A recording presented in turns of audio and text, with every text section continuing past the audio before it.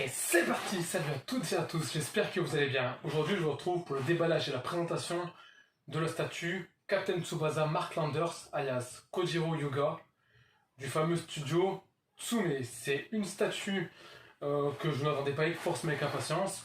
Je l'avais déjà vue, elle me plaisait pas à la base.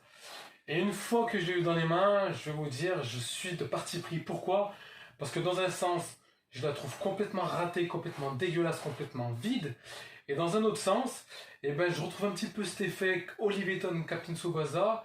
Euh, pour moi, il manque quand même beaucoup de choses, beaucoup trop de détails. La statue fait pour moi beaucoup trop cheap, beaucoup trop vide. Alors, au niveau des personnages, on a quoi? On a le tigre, le fameux tir du tigre de Mark Landers. Le ballon, voilà. Quelques éclairs, les éclairs qui font pour moi bas de gamme au pas possible du tout. Mark Landers, donc Kojiro Yoga, pardon. Kojiro qui est dans une position assez dynamique, qui est pas trop mal foutu. Visage qui ressemble vraiment à la dernière saga, donc là on est vraiment sur un produit Captain Tsubasa 2018. On n'est pas sur du Oliveton pardon, ou Captain Tsubasa 2002. La statue se vendait 629€ à sa sortie. On la trouve un petit peu à tous les prix. Alors voilà, si on devait dire mets une note sur 20, je mettrais seulement 12. 12 pourquoi? Parce que je suis fan du manga et que ça reste quand même actuellement la seule statue de Captain Tsubasa disponible à l'heure actuelle de cette qualité. Ce qui fait le plus de la statue pour moi, c'est la résine transparente du tigre et le LED qui sauve un petit peu tout ça. Voilà. Après vous allez voir, hein, c'est les goûts et les couleurs. Mais cette fois effectivement, je suis pas convaincu. Je suis pas convaincu par rapport au prix, je suis pas convaincu par rapport au gros socle noir qui flingue la statue. En fait, c'est le socle noir qui, pour moi, rend la statue complètement dégueulasse. Autant le terrain, les craquelures, l'effet du tigre sont assez bien travaillés, autant les écarts arrière bidons et ce socle noir de Tsume que je n'apprécie pas du tout. Actuellement, voilà, si je peux vous la conseiller, si vous la chopez dans les 500€, c'est pas trop mal, c'est pas trop mal. Je pense pas que c'est une statue qui va prendre de la grande valeur.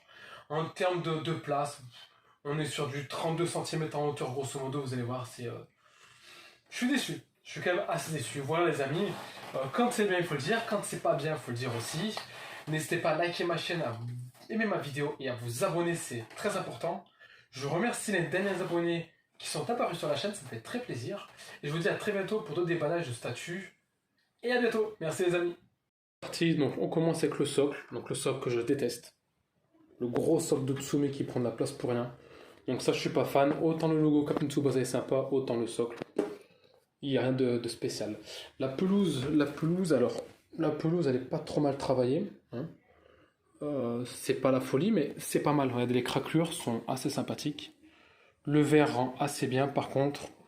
Ce que je trouve vraiment bidon, c'est ces éclairs. Je préfère voir la vraie résine transparente que là on est sur la semi-transparente. C'est franchement pas agréable à l'œil. Après, c'est un avis personnel. Donc là, les effets de terre sont quand même pas trop mal réussis. Voilà, les effets de terre qui se chevauchent, c'est pas mal. Ça fait bien penser à l'esprit de Oliveton. La statue, voilà, on la voit comme ça. Donc je vous dis, pour moi, il n'y a rien d'extraordinaire. Le tigre, si, le ballon qui est bien foutu quand même.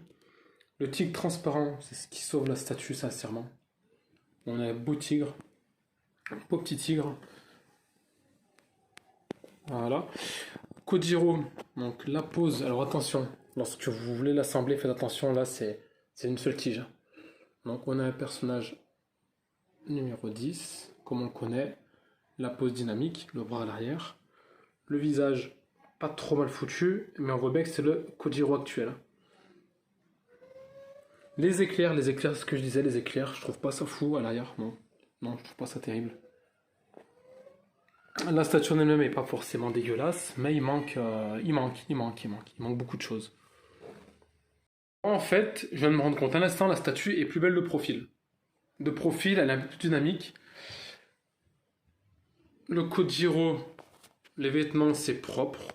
Le visage, je répète, c'est assez sympa. Par contre, c'est ça là. À l'arrière, les éclairs, je comprends pas le délire.